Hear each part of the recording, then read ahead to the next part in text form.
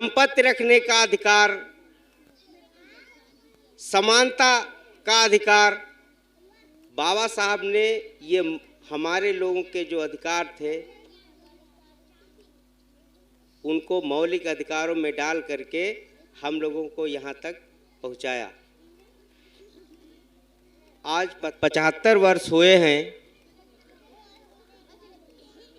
फिर भी आप उसको महसूस करते हैं तो पाते हैं क्या छुआछूत खत्म हुई है?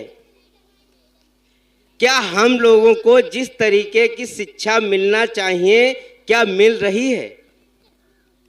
नहीं मिल रही है, क्योंकि यहाँ पर दोहरी शिक्षा नीति चल रही है। एक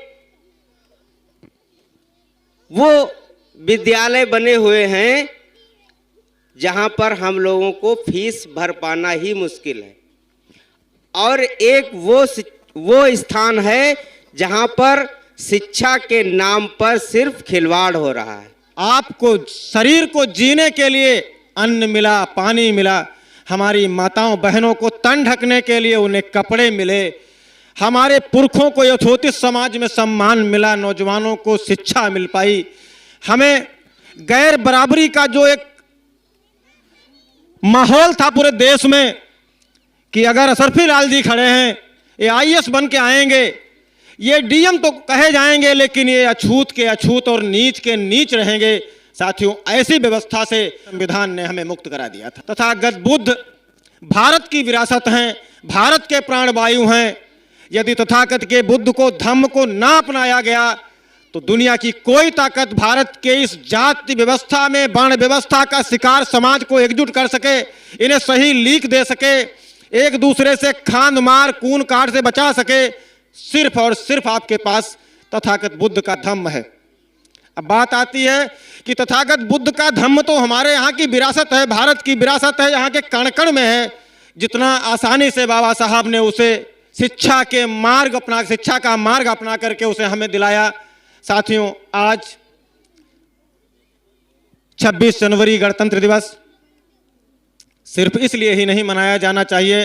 साथियों, हमारा आपका अस्तित्व है 26 जनवरी के दिन से जुड़ा हुआ है, हमारी आपकी अस्मिता जुड़ी हुई है 26 जनवरी के दिन से। संविधान में हमारी बेटियों का सम्मान जुड़ा हुआ है, हमारे बच्चों की शिक्षा जुड़ी हुई है, हमारे पुरखों का सम्मान जुड़ा हुआ है। तो साथियों, जानने की जरूरत है, जैसा कि हमारे मार्गदर्शक हैं, बड़े भाई हैं श्रद्धेय ब्रह्मा प्रसाद बौद्ध जी, आज हम लोग उधर से आ रहे थे तो एक एक खंबा, एक एक कोने में हमने देखा कि कोटेशन दिए हुए हैं, संविधान की बहुत ही महत्वपूर्ण जानकारियां दी गई हैं। ये जानकारी एक अच्छे कोचिंग सेंटर में आपको शायद एक टीचर उपलब्ध न करा पाए, लेकिन श्रद्धेय बौद्ध जी ने वो संघर्ष किया है।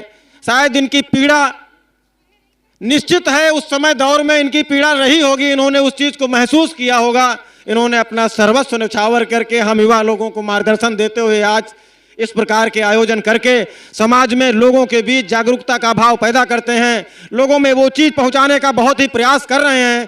साथियों, हमें भी अपनी जिम्मेदारी को समझना होगा। अब कोई छोटा बड़ा नहीं है देश में, शायद कविता तो हमको नहीं मालूम, लेकिन हमारे पिताजी लाइनें गाया करते थे कि कोई छोटा बड़ा है न अब देश में, कहता कानून अब है बराबर सभी। तो साथियों, इन दो पंक्तियों का भी सार छुपा हुआ है। कोई भी व्यक्ति अब आपको पानी पीने से नहीं रोकेगा, कोई व्यक्ति आपकी बेटी को शिक्षा से अब नहीं रोकेगा, कोई व्यक्ति आपको किसी बाजार में अपमानित नहीं करेगा, कोई भी व्यक्ति आपको जातिवादी शब्द कह करके, जासूचक शब्द कह करके आपको नीचा नहीं दिखाएगा।